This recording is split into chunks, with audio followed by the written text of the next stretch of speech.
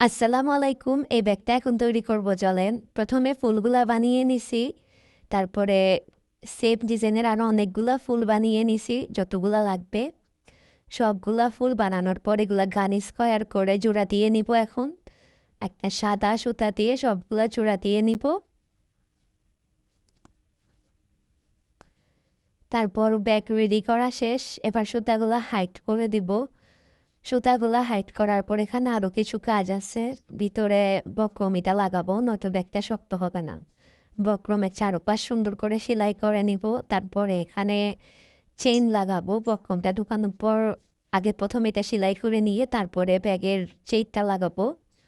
চেইনটা খুবই আস্তে আস্তে লাগাইতে হবে, নয়তো সুন্দর হবে না। এই যে ব্যাগটা রেডি। যে ব্যাগটা তৈরি করতে আপনাদের কাছে 1 মিনিটে হয়ে গেছে, সেটা তৈরি করতে আমার কাছে প্রায় অনেকগুলা দিন লাগছে। তো কেমন হয়েছে বলবেন। ধন্যবাদ।